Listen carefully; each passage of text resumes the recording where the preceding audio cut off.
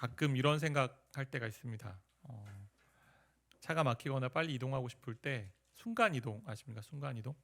지금 여기 있는데 바로 거기 가고 싶은 그런 마음이 들 때가 있습니다. 인간의 바람이잖아요. 근데 우리가 살고 있는 현실은 그렇지 않아요. 내가 원한다고 시간과 공간을 이동할 수 있는 세상은 아닙니다. 우리가 살고 있는 땅을 몇 차원이라고 그래요? 3차원이라고 합니다. 3차원. 3차원이라고 하죠. 3차원. 그 점들이 모인 것을 뭐라고 하죠? 직선이라고 합니다. 그게 1차원이죠. 직선이 모여서 뭐가 돼요? 면이 됩니다. 거기엔 길이하고 뭐가 있죠? 넓이가 있습니다. 그래서 2차원이 되죠. 그 면이 되잖아요. 면이 쫙 모이면 뭐가 되죠? 공간이 됩니다. 거긴 뭐가 있어요? 길이하고 넓이하고 또 뭐가 있죠? 높이. 그래서 부피가 생기잖아요. 그걸 이제 3차원이라고 하잖아요. 점이 직선인 게 1차원, 면이 2차원, 그리고 공간이 3차원. 그래서 우리가 살고 있는 땅이 뭐예요? 몇 차원? 3차원입니다. 3차원. 왜 1, 2, 3을 붙였을까요? 2가 1보다 나으니까. 그리고 3이 2보다 낫다라는 이제 뭔가 그 표현하고 싶어서 붙인 거잖아요. 그럼 3차원 이상의 삶이 뭐예요? 고차원인데 3보다는 높으니 그냥 4차원이라고 붙였겠죠. 우리가 4차원 인생. 뭐 우리 보통 이제 4차원 하면 약간 정신 이상한 사람들 얘기하거나 이럴 수 있지만 뭔가 다른 그런 세상이라고 할 수 있습니다. 3차원의 한계가 있어요. 아까 얘기한 것처럼 공간 이동이 불가능합니다. 시간도 이동할 수 없습니다. 근데 4차원은 그게 가능한 곳이죠. 그래서 많은 사람들이 영화나 어떤 매체를 통해서 인간의 바람을 좀 보여줬던 것들이 있지 않습니까? 과거에 갔다가 또 미래로 갔다가 또 공간을 이동하기도 하고 시간을 이동하기도 하고, 그러니까 우리가 이해할 수 없는 그 곳, 그게 이제 그러한 세계를 4차원, 고차원의 세계라고 하는데, 어떻게 보면 이 세상과 다른 세상의 모습이라고 한다면 그 세상을 4차원, 고차원을 하나님이 계신 곳이 그런 곳이라고 우리는 충분히 얘기할 수 있을 것 같습니다. 천국도 그런 곳이라고 생각되고, 에덴 동산이 초창기 에덴 동산이 그랬을 것이고, 또 그렇게 인간이 하나님과 살았던 곳, 그곳이 아마 그런 고차원의 세상이 아니었을까 충분히 우리는 생각할 수 있습니다. 그래서 이 땅에 살면서 우리는 제약을 가지고 있어요. 시간과 공간의 제약을 가지고 있죠. 근데 이것을 뛰어넘을 수 있는 것이 있어요. 그게 뭐죠? 믿음의 영역이죠. 3차원을 뛰어넘는 게 믿음의 영역입니다. 그 3차원의 제약을 이길 힘을 주는 게 믿음이죠. 3차원에서는 시간을 나열하는 인생만 살 수 있습니다. 인간이 할 수 있는 건 결국 시간 순서대로 정리하는 것만 가능합니다. 근데 4차원에서 어떻게 돼요? 현재가 과거가 되기도 하고 과거가 미래가 되기도 하고 미래가 현재가 되기도 합니다. 하나님께서 말씀하신 그 영원의 모습이 같이 있는 거죠. 과거, 현재, 미래가 같이 있어요. 오늘 말씀처럼 믿음을 바라는 것들의 실상, 보이지 않는 것들의 보지 못하는 것들의 증거라고 얘기하는데, 다르게 번역하면 이렇게 볼 수 있어요. 믿음은 우리가 소망하는 것이 미래에 실제적으로 일어날 것을 확신하는 것입니다. 우리가 소망하는 것이 미래에 확실히 있습니다라는 걸 확신하는 게 믿음이고, 보이지 않지만 그것이 확실히 있다고 믿는 것, 그게 믿음의 모습이에요. 그러니까 믿음으로만 우리가 알 수 있는 게 뭐야? 하나님이 이 땅을 창조하셨다. 오늘 2절에 있는 말씀처럼. 그리고 보이지 않는 것들이 보이는 것들로 만들어진 것이다 라고 얘기하는 거죠. 그래서 믿음으로 현재 속에서 과거, 미래를 종합할 수 있다, 뭐 이런 표현이라고 할 수 있습니다. 그래서 하나님께 뭐라고요? 하나님께서는 하루가 천년 같고 천년이 하루 같다라고 말씀하세요. 시간이 그렇게 하나님께는 확장되어 있고 하나처럼 이렇게 보여진다는 거죠. 우린 이것들을 인간의 이성으로는 전혀 이해할 수 없습니다. 왜? 믿음의 영역이기 때문에. 믿음의 영역. 성경은 어떻게 보면 고차원적인 시각을 가지고만 보아야 하는 책이라고 할 수 있다. 충분히 하나님께서 우리 이성을 통해 우리가 다 알 수 있게 하셨지만 믿음의 영역이 같이 있어야 되는 거죠. 믿음의 안경이 필요하죠. 믿음으로 바라볼 때 우리가 이해하지 못했던 것들을 논리적으로 이해할 수 있게 됩니다. 믿음으로 바라볼 때 고민했던 부분들이 해결되죠. 삼위일체 부분이 그렇잖아요. 한 분이신데 최위격을 가지고 계세요. 성부, 성자, 성령 하나님이 한 분이신데, 믿음의 영역이잖아요. 단순히 이분법적 사고로는 이해할 수 없는 인간 이성의 너머에 있는 것이 믿음의 영역이잖아요. 그래서 거기에는 뭐가 있어요? 분리하고 포함이 같이 있습니다. 공존합니다. 분리되어 있지만 함께 하고 있고 종합하고 있는, 이게 하나님의 영역이에요. 이곳에 계시면서 하늘나라에 계신 분, 그게 하나님이잖아요. 과거에도 계시고 지금도 계시고 미래에 계신 그 하나님이시고, 하늘에 계시지만 지금 저와 여러분과 함께 하시는 분이 하나님, 이게 믿음의 영역입니다. 성경은 어떻게 해요? 믿음을 근거로 한 책이잖아요. 믿음의 안경을 써야만 이 고차원의 세상을 우리는 파악할 수 있습니다. 이것도 우리가 이해할 때 어떻게 돼요? 하나님과 우리가 연합되어 있다. 하나님 임재 가운데 있다라는 걸 우리는 이야기할 수 있습니다. 믿음으로 이야기할 수 있어요. 생각해보세요. 하나님이 하늘에 계시는데 지금도 내 안에 계시고 그리스도와 내가 연합되어 있다라는 것, 그리고 그 임재 가운데 있다라는 것을 믿음으로 이해할 수 있다라는 거죠. 오늘 믿음의 조상들이 그렇게 살았어요. 2절에 보면 이렇게 기록되어 있어요. 그들은 믿음으로 하나님께로부터 온전한 증거를 얻었다. 이 말을 다르게 해석하면 하나님께 인정을 받았다, 칭찬을 받았다는 거. 뭐 때문에? 믿음 때문에. 그들이 평생 살아온 건 믿음이에요. 이제 11장에 보면 다 그 믿음의 조상들의 믿음의 얘기들이 나오는데 믿음으로 그렇게 살았다라는 거예요. 믿음으로. 11장의 앞에 맥락을 보면 왜 11장이 믿음장임을 보여주는데 11장 이제 36절부터 39절까지 가면 여러 고난과 여러 인내하는 그런 일들이 나오는데 결국 그들이 뭘로 살았다? 의인은 오직 믿음으로 살았다. 고난과 어려움의 모든 상황 속에서도 그들이 이겨나갈 수 있는 것은 믿음 때문이었다. 그래서 믿음의 조상들의 얘기를 11장부터 하나하나 믿음의 전당에 있는 사람들을 얘기하고 있는 거죠. 그렇다면 어떻게 믿음으로 살 수 있을까? 믿음을 정의한다기보다 믿음으로 살아내는 이야기를 좀 하고 싶은데 두 가지죠. 우리 모든 신앙생활의 결론 뭐예요? 새해가 되면 꼭 얘기하는 거 뭐죠? 말씀과 기도. 말씀과 기도. 왜냐하면 믿는다고 할 때 그 안에 두 가지 요소가 있기 때문에 그렇습니다. 믿는다고 할 때 우리는 누구를 믿는다. 그 얘기가 하나 있고 무엇을 믿는가가 들어있잖아요. 우리가 누구를 믿습니까? 하나님을 믿죠. 우리 하나님이 하신 일을 믿습니다. 그분을 믿고 그분이 하신 일. 그게 어디 있어요? 말씀에 기록되어 있기 때문에. 우리가 하나님을 믿는다 할 때 말씀 없이는 이야기할 수 없는 거죠. 하나님이 말씀을 통해서 자신이 행하신 일, 또 자신이 누구인지를 드러내셨고 또 앞으로 행하실 일들에 대한 기록들도 들어있습니다. 무엇으로? 약속으로 들어있죠.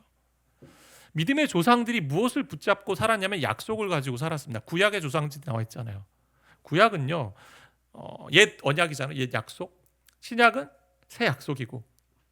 그러니까 옛 언약을 통해서 약속을 통해 우리 주님이 오실 얘기를 했고 또 그들이 정말 초점으로 삼았던 그 주님에 대한 얘기하고 있는 거고 하나님에 대한 얘기하는 거고 그래서 그 일이 과거에 택하신 백성 가운데 하신 일 또 그 일이 지금 우리 가운데 역사하고 있다. 그래서 믿음은 하나님과 그분이 하신 약속에 대한 믿음이다 할 수 있습니다. 하나님 누구세요? 우리 아버지죠. 우리 언약 백성으로 삼으셨습니다. 약속하셨어요. 우리랑. 내가 약속한 걸 끝까지 지키겠다. 끊을 수 없는 하나님의 사랑 가운데 우리가 있습니다. 그래서 믿음을 통해 그 말씀 가운데 약속을 통해 믿음을 가지는 것. 그래서 믿음을 통해서 계속 우린 살아간다라는 거죠. 그래서 로마서 10장 17절 말씀 같이 한번 읽어볼까요? 같이 읽겠습니다. 그러므로 믿음은 들음에서 나며 들음은 그리스도의 말씀으로 말미암았다. 말씀을 통해 믿음이 견고해집니다. 그래서 말씀을 계속 들어야 되는 거죠. 약속에 대한 믿음이 사라지면 우린 좌절하게 돼요. 하나님이 우리를 돌보시고 인도하신다라는 그 약속들이 있는데 그 약속에 대한 믿음이 사라지면 우린 쉽게 넘어지고 좌절하게 됩니다. 사람들은 자기가 한 약속을 자꾸 잊어버리잖아요. 저도 그럴 때가 많이 있더라고요. 제가 해놓은 약속에 대해서 잊어버릴 때가 있어요. 까먹을 때가 있어. 내가 분명히 이런 얘기 했는데 기억하지 않습니다. 뭐 기억이 안 되기도 하죠. 어떻게 보면. 근데 더한 것은 사람들은 그 가운데 약속을 잊어버리기도 하지만 더한 건 뭐냐? 배신하죠. 알면서도 일부러 지키지 않습니다. 근데 하나님은 우리를 절대 배신하지 않고 절대 떠나지 않는다고 약속하셨어요. 그 언약에 신실하신 하나님께서 끝까지 우리를 추적하시고 우리를 책임지시는 분이라고 말씀하십니다. 우리를 버리지 않고 친히 우리 아버지 되시고 우리를 하늘나라 하나님과 함께하는 그 나라까지 인도하시는 분이라고 말씀 가운데 약속으로 기록해 놓으셨어요. 이런 하나님을 믿을 때 우리의 믿음이 흔들리지 않는 거죠. 그래서 중요한 게 뭐냐? 바로 말씀을 대하는 거죠. 여러분 말씀을 어떻게 대하고 계십니까? 믿음이 약해질 때 문제가 뭐냐? 말씀이 잘 들리지 않는 거죠. 말씀 가운데 거하지 않는 거죠. 그럼 믿음이 자연적으로 약해질 수밖에 없습니다. 왜? 믿음의 대상이 거기 있기 때문에. 말씀 가운데의 약속을 다시 확인해야 되죠. 믿음이 없으니까 신앙생활이 더디고요. 힘들 때가 많이 있습니다. 하루하루 살아가는 것이 염려스럽고 불평만 넘칠 때가 있죠. 그럴 때 어떻게 해요? 다시 약속을 들춰보는 거죠. 말씀 가운데 하나님 약속해 주신 것들. 내가 믿는 대상이 이 가운데 있는데 이거 덮어놓고 믿습니다, 믿습니다 하면 세상 사람들이 믿는 거하고 똑같아요. 뭐 헤어샵에 가서 헤어컷 할 때 가위를 가지고 우리 머리카락을 자르지 않습니까? 근데 그 사람이 머리카락 말고 내 귀를 자를 수도 있잖아요. 그걸 믿고 우리는 가잖아요. 예. 그 믿음은 어떤 믿음이에요? 통계적인 믿음이잖아요. 저 사람이 실수를 안 할 거라는. 내가 많이 갔더니 실수를 안 하네. 근데 그런 믿음이 아니에요. 우리가 믿는 믿음은 대상에 대한 확신이고, 이분이 나와 함께 하신다라는 걸 약속해 주셨기 때문에 약속에 대한 확신인 거죠. 그래서 삶의 무게가 우리를 짓누를 때 내가 약속을 멀리하고 있는 것은 아닌가라는 것을 우리는 생각해 봐야 된다는 겁니다. 그래서 정기적으로 말씀을 대하는 태도가 필요하죠. 우리가 새해가 되면 말씀에 대해 자꾸 권하는 이유는 왜 말씀의 약속이 있고 하나님이 누구인지 우리의 믿음의 대상이 그 가운데 있기 때문에, 그분이 우리를 위해 무엇을 하셨는지 그리고 앞으로도 무엇을 하실지가 다 기록되어 있기 때문에 매년 성경을 읽자고 권하는 이유가 거기 있다. 왜? 믿음의 근거가 거기 있기 때문에. 그래서 말씀이 사라지면요, 하나님 누군지 모릅니다. 게다가 말씀 앞에 뭐가 있어요? 우리 자신이 누구인지 비춰보는 거울이 되는데 그것도 모릅니다. 그러니 어떻게 해요? 교만한 자리 가는 거죠. 안 믿고 삽니다. 나 믿고 살래요. 내가 기도하지 않고 내가 말씀 읽지 않고 그 믿음의 대상을 모르고도 난 잘 살아왔어요. 당장 벌어지는 일들이 없으니까. 때로는 항상 고난이 닥치고 환난이 닥쳐야 이제 다시 돌아간다 이런 마음을 가질 때가 있잖아요. 근데 그렇지 않으면 평탄하면 그냥 오늘 말씀 없이도 살았는데 또 살 수 있지. 말씀 앞에 서야 우린 보여요. 우리가 어떤 존재인지. 믿음의 영역에 도움을 주는 것도 뭐죠? 아까 얘기하겠듯이 기도입니다. 기도가 뭐예요? 우리가 무엇을 간구하고 구하잖아요.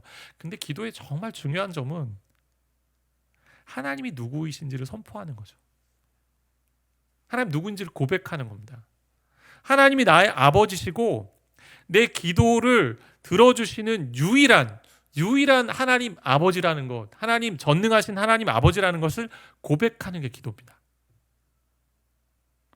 우리의 구함 이전에 어떠한 분이신지를 인정하는 것이 기도예요. 그래서 그분이 하신 약속의 말씀이 내 기도를 통해서 이루어지는 거죠. 그래서 말씀을 붙들고 기도해야 되는 이유 중에 하나는 그분이 어떠한 분이시고 이러한 분이시고 이러한 일을 해가셨고 앞으로 하신다고 약속해 주셨으니 나에게도 이루어 주실 줄 믿습니다라는 고백이죠. 하나님에 대한 고백, 하나님이 하신 일에 대한 고백이죠. 기도가. 그래서 우리는 먼저 내가 믿는 분이 누구이심을 고백해야 합니다. 다양한 성경의 고백들이 있지 않습니까? 근데 가장 중요한 거, 하나님이 나의 아버지 되십니다. 나의 아버지 되십니다. 그분을 고백하고 그분의 이름을 부르는 거죠. 그럼 그 약속이요, 내 삶에서 실제적으로 역사하게끔 만들어내는 것이 이제 믿음이라고 할 수 있는 것입니다. 그래서 말씀처럼 우리가 소망하는 것들이 미래에 이루어질 것이, 소망하는 것이 미래에 이루어질 것입니다라고 확신하는 것, 이게 믿음이죠. 그렇기 때문에 어떻게 보면 3차원, 이 시간과 공간의 제약 가운데 있는 이 3차원의 삶에서 고차원의 인생을 살아갈 수 있는 비결이 어디에 있다? 말씀과 기도에 있다. 왜냐하면 바울이 말한 것처럼 없는 것이 있는 것처럼 부르시는 분이 누구세요? 하나님이시고 무에서 유를 창조하셨어요. 말씀으로 그가 창조했다고 기록되어 있지 않습니까? 이게 믿음의 영역이기 때문에 진정한 기도는 뭐냐? 믿음의 기도죠. 믿음의 기도. 그러니까 기도란 아주 멀리 떨어져 있는 그 하나님께 그분과 이제 동떨어진 그런 상태에서 또 그분이 내 기도에 응답해 주실 것인가 아닌가 확신할 수 없는 상태에서 도움을 요청하는 게 아닙니다. 연합되어 있는 가운데, 연합이라는 걸 잘 생각해보세요. 하나님 안에 내가 있고 성령이 내 안에 거하시는 가운데 성령 하나님이 나와 함께 기도하시는 이 기도를 통해 하나님 응답하신다라는 거죠. 이게 기도의 놀라운 비결이죠.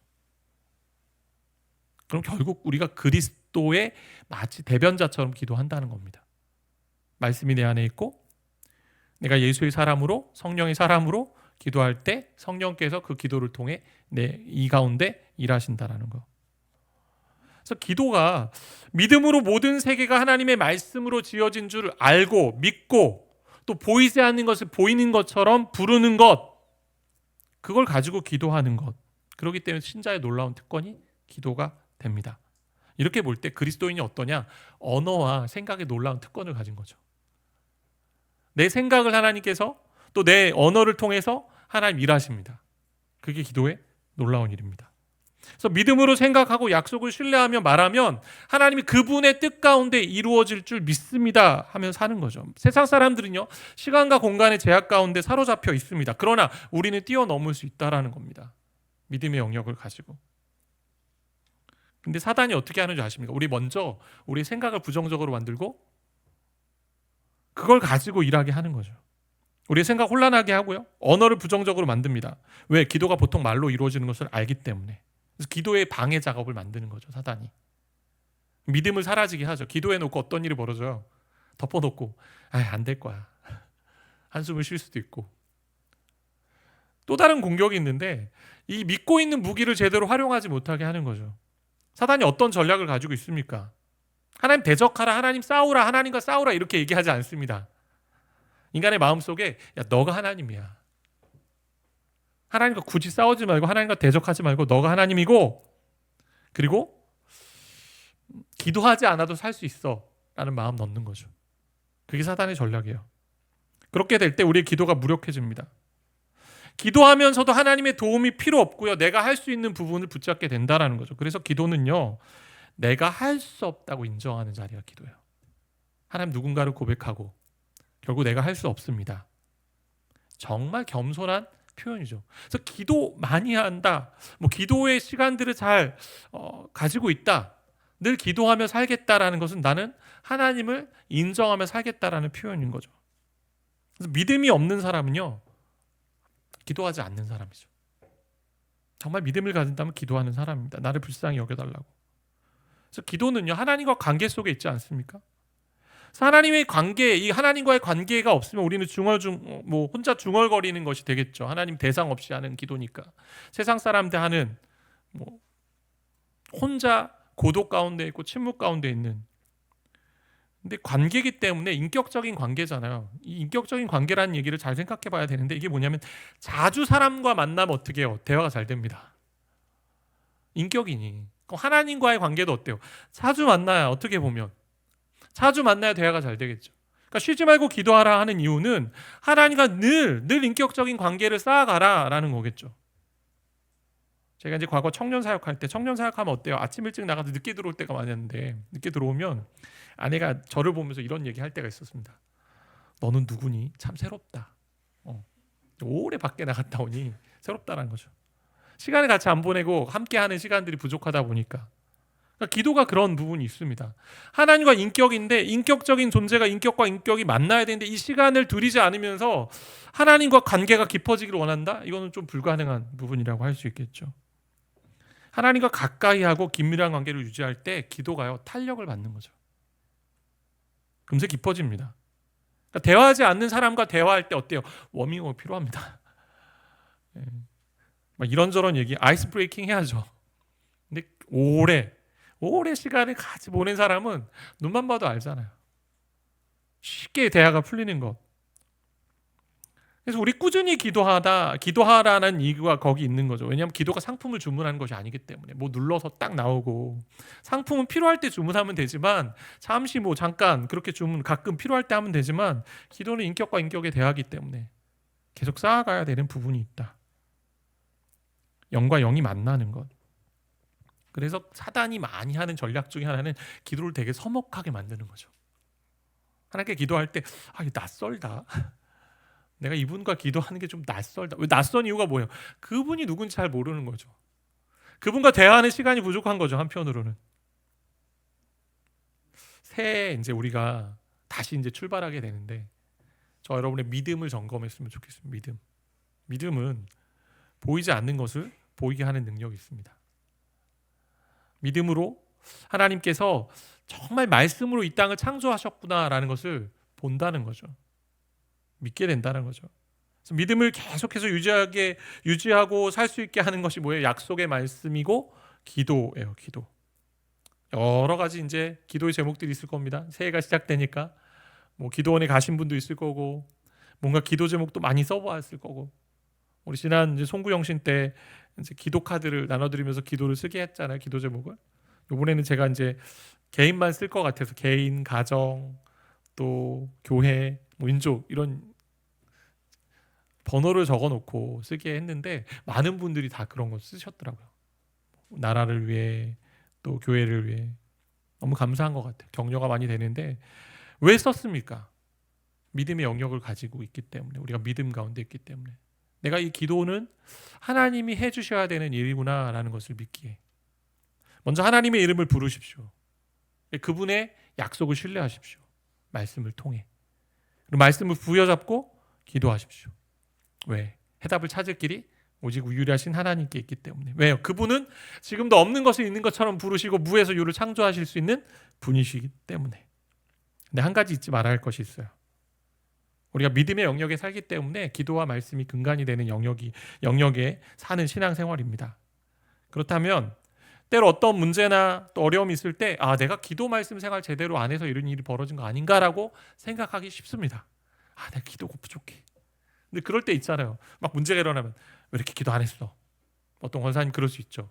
어떤 또 장로님, 또 어떤 집사님, 또 어떤 성도님이 당신 기도 안 해서 그래. 기도 안 했지. 말씀 안 받지. 근데 우리가 믿는 하나님이 그런 분이 아니세요. 우리가 기도하지 않고 말씀 생활 등한시해도 그렇기 때문에 뭔가 고난을 주시고 어려움을 주시는 분이 아니에요. 고난과 어려움은 우리의 죄 때문에 일어난 일들이잖아요. 당연히 있는 거고, 이 땅에. 우리 어떠함 때문에 무엇을 허락하시고 안 하시는 그런 분이 아니세요. 여호수아서와 이제 히브리서에 말씀하신 것처럼 히브리서 13장 5절 이제 하반절 말씀인데 같이 한번 읽겠습니다. 그가 친히 말씀하시기를 내가 결코 너희를 버리지 아니하고 너희를 떠나지 아니하리라. 그런데 왜 그럼 기도하고 말씀 가운데 거하라고 하셨을까요? 믿음의 영역 가운데. 기도와 말씀이 뭐기 때문에? 우리가 하나님의 자녀임을 인정하는 자리이기 때문에. 내 기도를 통해서, 말씀을 보는 걸 통해서 내가 하나님의 자녀입니다. 하나님이 나를 다스리시고 나를 인도하시는 분이십니다라고 인정하는 자리이기 때문에. 내가 하나님과 어떠한 관계 가운데 있는지를 보여주는 표현이기 때문에, 고백이기 때문에 그 자리에 가는 거죠. 그럼 하나님 이렇게 보시는 거죠. 너가 나를 아버지로 여기는구나. 너가 나를 왕으로 여기는구나. 다른 것을 왕으로, 다른 것을 아버지로, 다른 것을 주인으로 여기지 않는구나. 그래, 내가 너의 기도를 듣고 응답해 줄게. 네가 나를 인정하니. 그리스도인들은 믿음의 사람들입니다. 믿음의 길을 걸어가는 삶이잖아요. 올 한 해 우리의 눈을 열어서 하나님의 약속을 좀 많이 바라봤으면 좋겠습니다. 그 약속이 우리의 삶을 통해서 실현되는 것을 좀 경험했으면 좋겠습니다. 그리고 그분이 우리의 기도를 듣고 계시는 분임을 알고 우리의 마음을 담아 기도할 때 하나님께서 그 기도 가운데 역사하시고 인도하심을 경험하는 정말 믿음의 영역을 또 누리는 그런 복된 삶이 되시기를 바라고 축복합니다.